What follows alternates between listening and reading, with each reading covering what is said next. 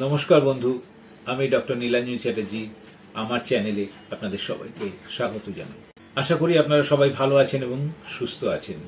আজকে একটা খুব গুরুত্বপূর্ণ ওষুধ নিয়ে আপনাদের সাথে আলোচনা করব। যে ওষুধটা শুধু পাইলস নয়, পাইলস নিয়ে অনেকে আমাকে বলেছেন, তো পাইলস নিয়ে আজকে ডিসকাস করছি।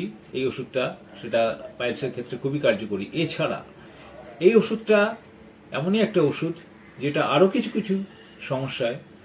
কিছু সমস্যাতে খুবই কার্যকরী ভূমিকা নেয়। ওষুধটার নাম র্যাটেনহিয়া।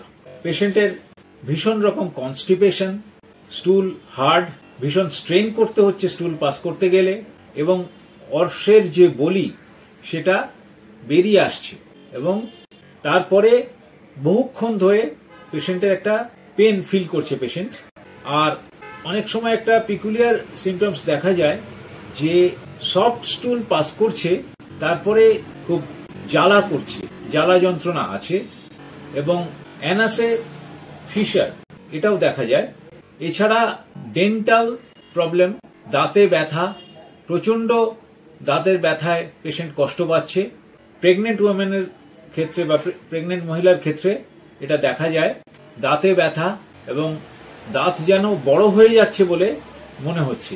পেশেন্ট শুয়ে থাকলে ব্যথা বাড়ছে এবং বাধ্য হয় বিছানা থেকে উঠে বসে থাকতে, আর না হলে হাঁটতে, হেঁটে চলে বেড়াতে, তাহলে কিছুটা উপশম হয়। বাউল ইনঅ্যাক্টিভ এবং স্টুল পাস করার পরে একটা ব্যথা, যেন কোনো স্প্লিন্টার, কাচের যে স্প্লিন্টার হয় সেটা যেন অ্যানাল এরিয়াতে যেন ফোটা বিদ্ধ করছে, এরকম যেন মনে হয়।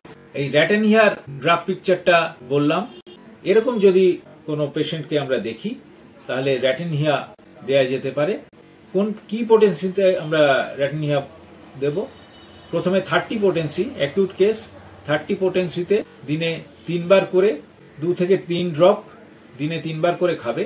যদি সিভিয়ার পেন হয় তাহলে 2 to 3 আওয়ারলি এই ডিউরেশনে পেশেন্ট খেতে পারে।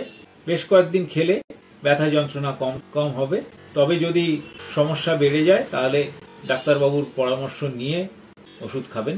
চ্যানেলে যারা নতুন, ভিডিও যারা দেখছেন, চ্যানেলটি এখনো সাবস্ক্রাইব করা হয়নি, তাদের কাছে অনুরোধ, আপনারা চ্যানেলটি সাবস্ক্রাইব করে পাশে থাকুন এবং পাশে যে বেল আইকনটা আছে করে রাখুন, যাতে এরপরে যখন আমরা ভিডিও আপলোড করব সহজেই সেই নোটিফিকেশনটা যাতে আপনাদের কাছে পৌঁছে যায়। এরপরে আবার আরেকটা খুব ইন্টারেস্টিং ভিডিও নিয়ে আপনাদের কাছে আসবো।